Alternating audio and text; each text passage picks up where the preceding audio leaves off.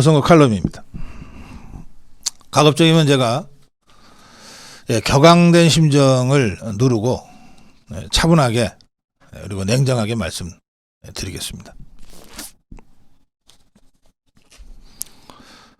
함운경 등 주로 좌파나 민주당 쪽에서 있다가 이번에 국민의힘으로 들어와서 전략공천들 받았던 8명이 이종섭 자진 귀국해달라고 하는 입장을 공개적으로 냈습니다.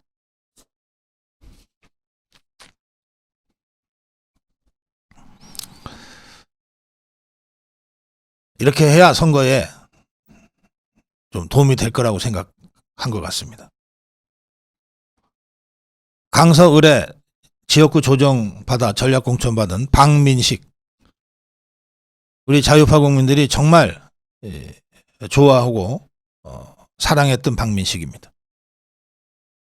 이 사람 박민식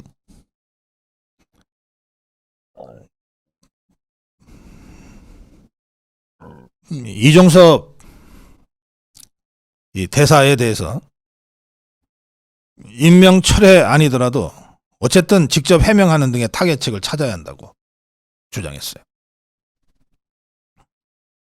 그러면서 애초에 공격받을 거리를 안 주는 게 최상의 방책이다 이렇게 얘기했는데,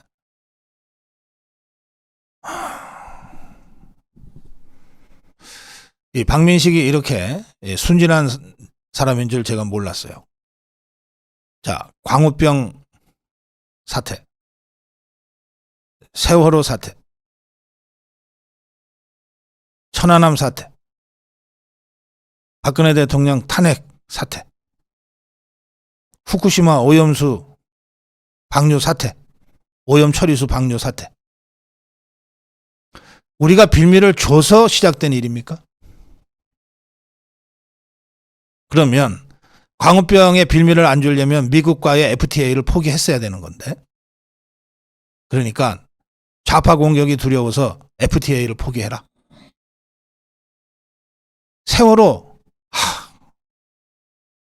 어떻게든 세월호 침몰 안 됐어야 되는데, 어떻게든 천안함이 폭침 안 당했어야 되는데, 지금 이런 식으로 얘기하는 것 아닙니까?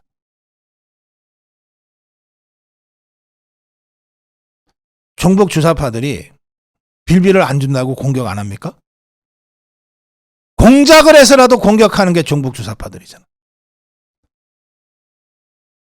6개월 전에 딱 찍어놓고 대선 3일 만에, 3일 직후에, 3일 전에 딱 터트리는 게 종북 주사파 아니에요. 1년 넘게 공작해서 기다렸다가 터트리는 게 저 종북 주사파들 아니냐고.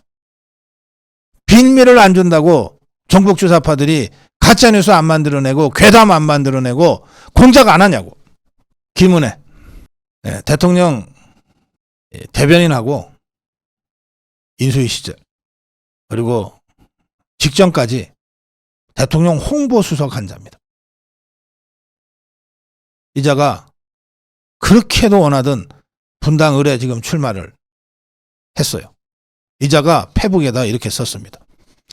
이종섭 즉시 귀국, 황상무 자진 사퇴가 국민 눈높이다. 이종섭 호주 대사는 즉시 귀국하여 공수처 조사에 임하시기 바랍니다. 도주 우려가 없는 것은 잘 압니다. 하지만 공수처의 수사 일정을 조사 대상자에게 맞출 수는 없습니다. 국민 눈높이에 맞지 않습니다. 자, 공수처의 수사 일정을 조사 대상자 이종섭한테 맞추고 있습니까, 지금? 우선 그런 적이 없습니다. 또 그렇게 해달라고 요구하는 것도 아닙니다. 제가 사실관계는 잠시 후에 다시 말씀드리겠습니다.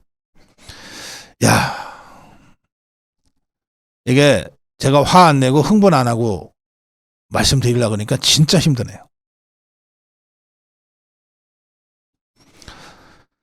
김은혜 페북의 글은 계속됩니다. 황상무 수석은 자진 사퇴하기 바랍니다. 수년 전 막말로도 많은 여당 후보가 사퇴했습니다.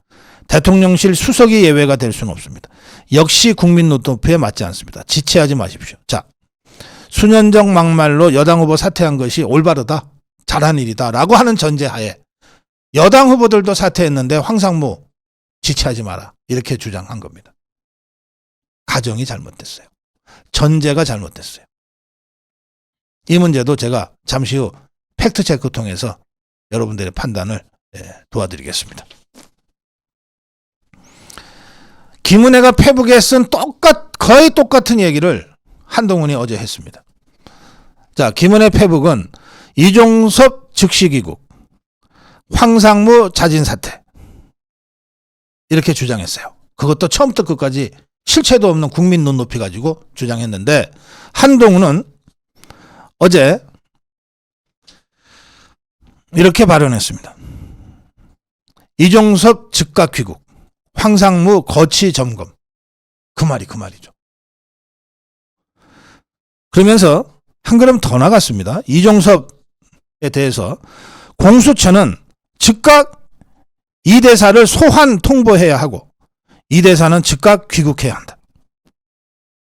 황상무는 국민 눈높이에 맞지 않는 발언이니 본인 스스로 거취를 결정해야 한다. 자, 이종섭 대사 임명 누가 했습니까? 윤석열 대통령이 했죠. 황상무 시민사회 수석 임명 누가 했습니까? 대통령이 했죠. 이종섭 호주 대사가 대사직 그만두겠다고 하면 누구한테 사표 써야 됩니까? 윤석열 대통령한테 써야죠. 황상무 시민사회 수석이 이 발언에 책임을 지고 사표를 쓰면 누구한테 씁니까? 대통령한테 쓰죠. 그럼 한동훈 이자의 발언은 결국 뭡니까? 대통령한테 공격하는 겁니다. 대통령이 이종섭 잘못 임명했고 대통령이 황상무 잘못 인정했으니 대통령이 이종섭 파면하고 대통령이 황상무 파면하라. 이 얘기를 한 겁니다. 선거가 다가오고 국면이 심상치 않게 돌아가니까 한동훈 이자가 눈에 뵈는 게 없는 상태가 된 것 같습니다. 저는 어제 한동훈의 발언은 대통령에 대한 전면적인 공격이라고 생각합니다. 그래서 선거 23일 앞 남겨두고 우리 자유우파는 졸지에 윤석열 대통령을 중심으로 모일 것이냐 아니면 한동훈 똘마니가 돼서 윤석열을 공격할 것이냐 양자택일을 지금 강요받게 돼버렸어요. 자, 그런데 김은혜가 한동훈이 왜 갑자기 이종섭 대사 문제, 황상무 발언 문제를 이렇게 전면적으로 들고 나올까요? 이종섭 대사 문제는 벌써 일주일 전에 불거져서 본인의 해명도 있었고 대통령실의 설명도 있어서 이제 수면 아래로 가라앉고 있는 중이었어요. 근데 갑자기 김은혜가 페북질을 하고 한동훈이 이걸 공개적으로 얘기하면서 다시 수면 위로 떠올랐어요. 황상무 발언은 그 발언은 부적절하지만 별것 아닌 거였어요. 그냥 해프닝으로 넘어가고 있었어요. 근데 이걸 갑자기 김은혜가 끄집어 들고 한동훈이 이걸 부각시켰어요. 왜 이랬을까요? 왜 이랬을까요? 저는 이 상황을 보면서 이런 의심을 갖게 됐습니다. 뭐냐? 도태우, 장해찬 공천 파동으로 여론이 급격히 나빠지자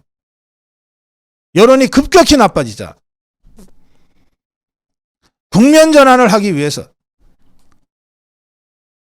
자기가 도태우, 장해찬 친 것이 도태우, 장해찬 공천 취소를 하고 도태우, 장해찬 공격한 것 때문에 우리 자유파 진영이 분절되고 균열이 생기고 어수선해졌다는 이 국면을 호도하기 위해서 마치 이종섭 대사 때문에 지지율이 떨어진 것처럼 황상무 수석 발언 때문에 지지율이 떨어진 것처럼 호도하고 국면을 전환하려고 이자들이 주말에 일제히 대통령에 대한 공격을 감행했다. 저는 이렇게 의심합니다.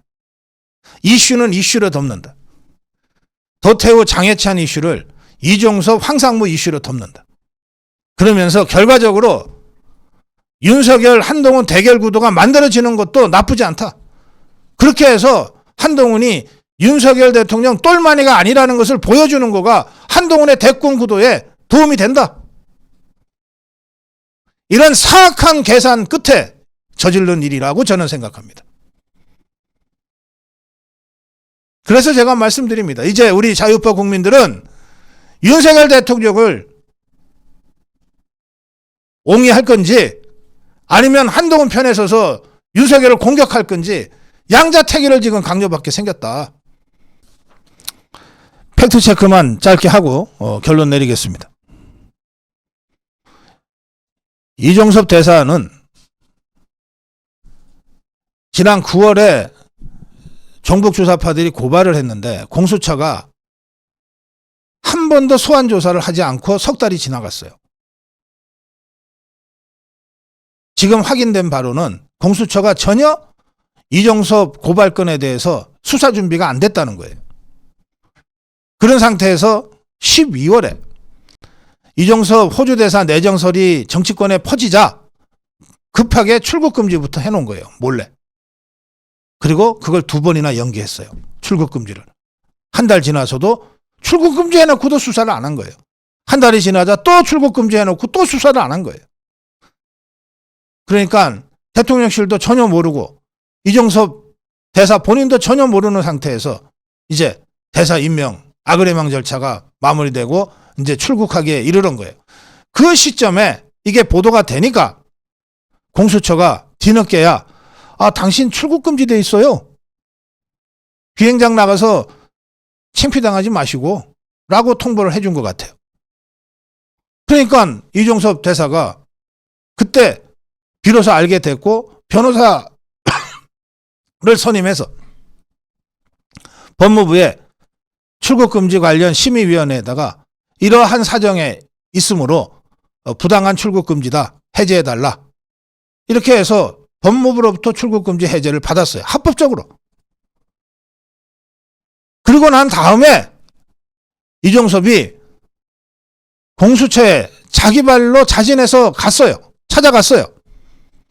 그래서 이러저러해서 법무부가 출국금지를 해제했으므로 내가 대사 부임을 하기 위해서 출국할 건데 수사할 거 있으면 지금이라도 해라. 4시간을 면담을 한 거예요. 사실상 조사를 한 거죠. 그런데 공수처에서 더 이상 수사를 진전시키지 않으니까 이종섭이 그렇다면 일단 출국하겠다. 언제든지 수사 준비가 되면 나를 소환하라. 즉시 돌아와서 조사 받겠다. 그리고 다음 달 4월 달에 공관장 회의가 예정돼 있고 그때 내가 어쨌든 한국에 오게 돼 있다. 오면 일주일 정도 머무를 건데 그 기간을 이용해서 조사하겠다면 조사 받겠다. 이렇게까지 얘기를 했어요. 그리고 나왔어요. 그러면 공수처가 나가라고 사실상 허가해 준 것 아닙니까? 지금 이게 다시 논란이 되니까 이종섭 대사 내일이라도 소환하면 바로 고국에 돌아가서 조사받겠다고 계속해서 얘기하고 있어요. 뭐가 도피입니까? 누가 도피했다는 거예요? 자, 일반인들은 잘 모르시겠지만 저는 수사를 여러 번 받아봐서 알아요. 특히 이 문제를 지금 다시 거론하고 있는 한동훈이 아니 조선제일검이라며 특수통 검사만 했다며 자 수사 어떻게 합니까? 고위공직자에 대한 수사 우선 고발인 조사해야 돼요. 그 다음에 그 고발에 나오는 팩트체크 해야 돼요. 그리고 나서 관련 참고인들 불러서 조사해야 돼요. 그래 놓고 나서 과연 이게 고발한 사람들의 이 법률적인 근거가 맞는지 안 맞는지 들여다봐야 돼요. 이를테면 지금 이종섭에 대해서 직권남용으로 고발을 했는데 수사권도 없는 사람이 무슨 직권남용을 할 수 있는 겁니까? 군의 사망사건은 민간경찰과 민간법원이 재판한단 말이에요. 좌파들이 그렇게 법을 개정해 놨어요. 2022년 7월부터 그 법이 지금 실시되고 있어요. 그러니까 이종섭 장관은 국방부 장관이지만 군내 사망사건인 최수근 상병 사건과 관련해서는 수사권이 없는 거예요. 수사 지휘권이 없어요. 그런데 직권남용이 말이 되냐? 적어도 공수처가 이종섭 대사를 피의자로 불러서 조사를 하려면 이런 정도의 법리적 검토는 하고 불러야 될 거 아니에요. 이런 게 전혀 안 돼 있다는 겁니다. 지금 공수처가. 오죽하면 기소영건이에요. 그런 공수처가 준비가 안 돼 있는데 한동훈이 지금 뭐라 그랬습니까? 즉각 귀국하라는 거 아니에요. 그리고 공수처한테 즉각 소환 통보하라는 거 아니에요. 준비가 안 돼 있는데 어떻게 소환 통보를 하냐고. 그리고 이게 집권당 대표가 공수처한테 할 얘기입니까?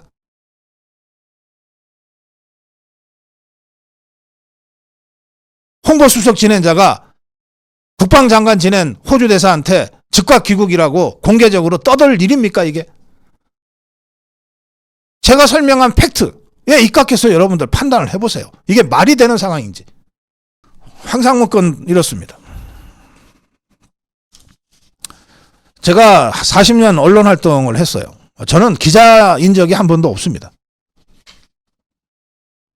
그런데 자주 언론에 나가다 보니까 또 진행도 하고 하다 보니까 정치부 기자들하고 이리저리 프로그램을 같이 하게 되는 인연들이 오래전부터 쌓여 있어요. 그러면 그 기자들이 대개 제 후배뻘이니까 그 기자들이 저를 방송국에서 보면 뭐라고 부르시는지 아세요? 고선배 그럽니다. 고선배 그래요. 처음에는 제가 이것들이 뒤에 님자도 안 붙이고 하고 좀 불쾌했지만 지그들끼리 하는 걸 보니까 그게 기자 사회의 공통된 문화와 관행이더라고요. 회사가 달라도 학번이 있고 그 언론사 입사 연도가 서로 간에 확인이 되면 자연스럽게 고선배, 김선배, 박선배 언론사가 달라도 그렇게 부르더라고요. 그러니까 언론 공동체가 있는 거예요. 그러니까 저한테 고선배라고 불러주는 제 후배 기자들은 저를 기자는 아니지만 같은 언론계 식구라고 저를 존중해서 그렇게 불러준다는 사실을 한참 지나서야 알게 됐어요. 기자 사회의 그 문화와 그 하이어라키가 그렇습니다. 자, 황상무는 KBS 기자 출신입니다. 그리고 지금 대통령실에 취재 나오는 대부분의 기자들보다 최소 20년, 30년 선배 기자입니다. 그 선배 기자가 대통령실에 출근하는 젊은 후배 기자들과 같이 점심을 먹었대요. 그 자리에서 라떼는 이런 식의 얘기들이 좀 나왔겠죠. 그리고 황상무 시민사회 수석이지만 언론계에 오래 있었기 때문에 지금 윤석열 정부에 대한 언론의 편향적 보도에 대해서 너무나 잘 알고 있지 않겠습니까? 그래서 그 기자들한테 이런저런 이야기를 하다가 부적절한 발언이 튀어나왔어요. 그 발언에 대해서는 이미 황상무 수석이 사과했습니다. 자, 그런데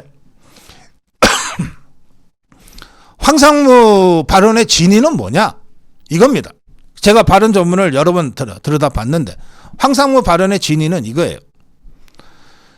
우리 윤석열 정부는 역대 정부와는 달리 언론에 대해서 어떤 간섭이나 개입이나 압박을 할 의도가 없다. 그럴 능력도 없고 그럴 수단도 없다. 우린 민정수석실도 없지 않냐. 그러니 당신들 MBC를 비롯해서 당신들 좀 객관적으로 팩트 중심으로 보도 좀 해달라. 젊은 후배 20, 30년 후배들한테 그렇게 얘기한 거예요. 그러면서 예를 들어서 예전에는 이런 일까지 있었어. 김대중 정부 때는 세무조사 탈탈해 갖고서 조중동 주요 언론사 오너들이 감옥까지 갔다 왔잖아. 또 오은건이라는 기자는 그렇게 해서 테러까지 당했잖아. 지금 우리 정부는 그런 정부 아니야. 그렇게 언론을 간섭하거나 개입하거나 탄압할 수 있는 그런 능력도 없고 그럴 생각도 없어. 그럴 수단도 없어.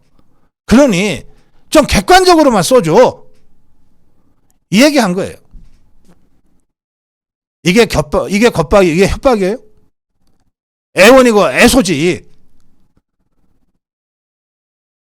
그런데 언론사 기자 선후배들끼리 모인 자리였기 때문에 야, 우리끼리 좀 툭 터놓고 얘기하자 하다 보니까 아마 부적절 발언이 나갔을 거예요. 자, 이런 황상무에 대해서 잘라야 된다고 대통령한테 건의할 수 있습니까? 더구나 김은혜. 다른 사람은 몰라도 김은혜는 그럴 수 없어요. 왜 그럴 수 없는지 아세요? 직전 홍보수석이었어요. 자, 대통령실에 홍보수석이 있고 대변인이 있어요. 왜 둘이 있습니까? 대변인은 홍보수석 산하에 있는데 왜 있습니까? 대변인은 대통령실의 입장을 공식적으로 대변하는 사람이에요. 그런데 그 위에 홍보수석을 따로 뒀어요. 그럼 이 사람 일이 뭐예요? 언론사들을 상대로 윤석열 대통령과 윤석열 정부의 국정 운영을 홍보하기 위한 종합적인 역할 지휘탑으로 홍보수석을 둔 거예요. 그러니까 김은혜가 바로 그 자리에 있었단 말이에요. 그러니까 이번에 황상무가 대통령실 출입 기자들을 만나서 밥을 먹었다. 그 역할을 원래는 홍보수석이었던 김은혜가 열심히 했어야 돼. 그리고 지금 홍보수석인 이도훈이 열심히 해야 되는 거예요. 백브리핑이라도 해줘야 될 거 아니야. 그걸 제대로 못했다고 하는 게 정평이에요. 김은혜 홍보수석 때 저게 대변인인지 홍보수석인지 모르겠다. 다들 그렇게 생각하셨잖아요. 왜 홍보수석이 자꾸 논평을 해? 그건 대변인 시키면 되지. 진짜로 해야 될 홍보기획. 왜 이런 거를 해야지? 왜 그걸 안 해? 자기 일도 제대로 못했던 이 김은혜가 이제 보다 못해서 직접 시민사회 수석이라고 하는 황상무가 예전에 자기가 언론 출시라는 인연으로 후배 기자들 데리고 백브리핑 하면서 윤석열 정부의 언론관, 우리는 개입도 안 하고 탄압도 안 해. 그럴 능력도 없고 그럴 의사도 없어. 이 얘기를 전하는 과정에서 부적절한 발언이 나왔다는 그걸 트집 잡아서 물러가라고 지금 얘기하고 있는 거 아니에요. 이게 말이 되는 거냐 말이에요. 자, 결론 내겠습니다.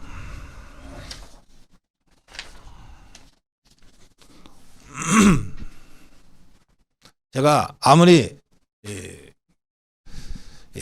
감정을 가라앉히고 지금 논평을 해야 된다 해도 잘 안 되네요, 여러분.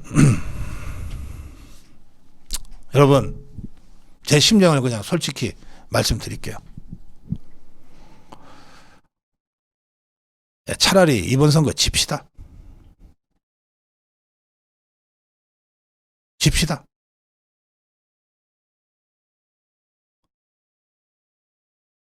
그런데 101석은 확실하게 합시다. 배신하지 않을, 흔들리지 않을 101석을 확실하게 합시다. 그러면 우리가 윤석열 대통령을 다시 잃지는 않아요.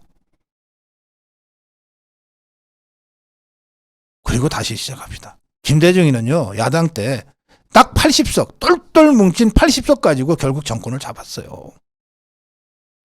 저거 120석 하면 뭐하고 150석 하면 뭐하고 160석 하면 뭐 할 겁니까? 이번에 정말 우리 우파가 그럼에도 불구하고 다시 두 눈 질끈 감고 국민의힘한테 정말 올인했다고 칩시다. 그래서 160석 했다 칩시다.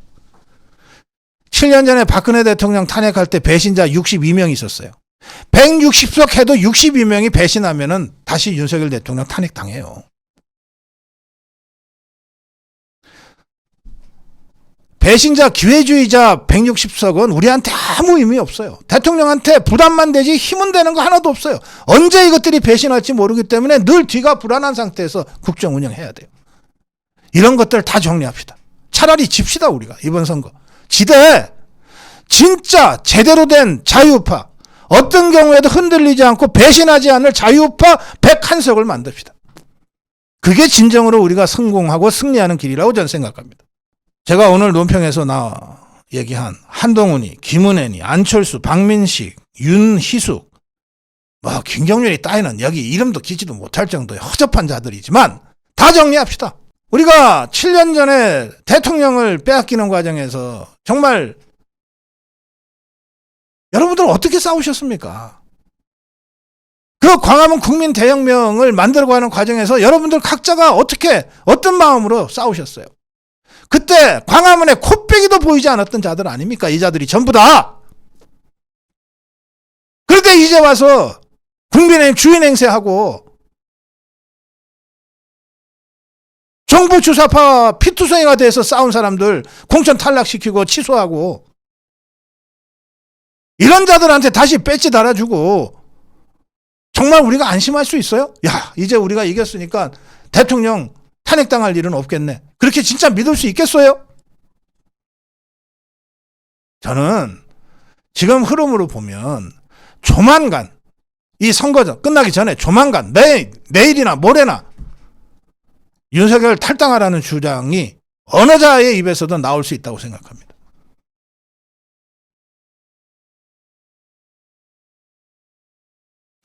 우리가 진정으로 이기는 길을 갑시다. 차라리 선거에 집시다. 지면서 이기는 길을 갑시다. 확실한 101명만 있으면 대통령을 다시 잃지는 않아요. 도태우 무소속으로 나간답니다. 장해찬이도 무소속으로 나갈지 몰라요. 그러면 그 두 사람 확실하게 당선시켜요. 그래서 다시 입당시킵시다. 그러면 대통령 위험에 빠졌을 때 가장 먼저 앞장서서 싸워줄 거 아니에요. 그런 101석이 우리한테 필요한 겁니다. 김무성이니 유승민이 같은 자들 다 껴안고 150석 하면 오히려 우리가 더 위험해집니다. 언제 이것들이 등 뒤에 칼질할지 몰라요. 우리 7년 전 경험 아직 살아있습니다. 박근혜 대통령 명예회복 됐습니까? 전직 대통령으로 제대로 예우받고 있습니까? 이번 주가 매우 중요한 한 주가 될 것 같습니다. 우리 자유파가 진정으로 이기는 길로 나아갈 수 있을지. 저도 여러분도 정말 우리가 무엇을 위해서 광화문에 모였었고 무엇을 위해서 지금도 종북주사파와의 전쟁을 포기하지 않고 있는지 정말 초심으로 돌아가서 나는 왜 이러고 있나? 우리는 앞으로 어떻게 가야 되나에 대해서 더 깊이 성찰하고 고민합시다.